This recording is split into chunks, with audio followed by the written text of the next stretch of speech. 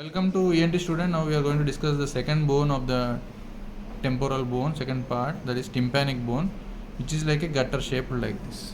For example, this is the right tympanic bone, this is the anterior and this is the posterior. It is gutter shaped, like the water goes onto a asbestos sheet, whatever the groove is there, that is called as gutter. This is the inferior part.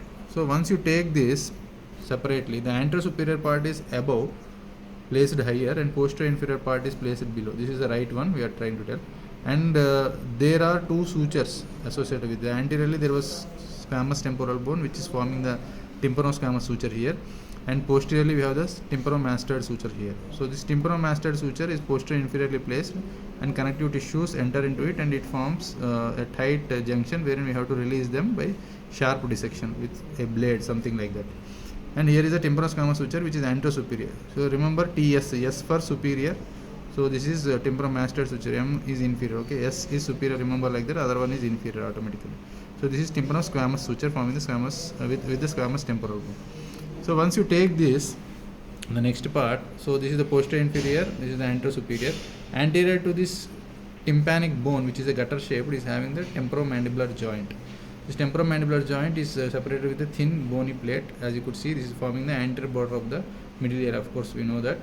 And the roof of which was a thin part in the middle, thick posteriorly and thick anteriorly. This was the anterior zygomatic tubercle, this is the posterior zygomatic tubercle we discussed in the last class. So this is going to form the temporomandibular joint. And if you take the lateral part of this particular bony, this tympanic bone is roughened, it helps in the formation of attachment to the cartilaginous part of the EAC, which is 1/3.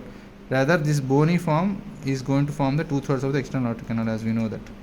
Inferiorly, if you take, this is something like this. This is the gutter which you are viewing from down, like you are viewing a asbestos sheet from within the room. If you look it above, you will see like this.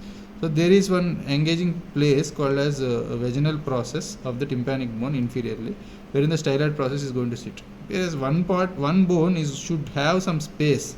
That space is formed by this vaginal process of the tympanic bone, which is accommodating the styloid process. Thank you very much for watching ENT student.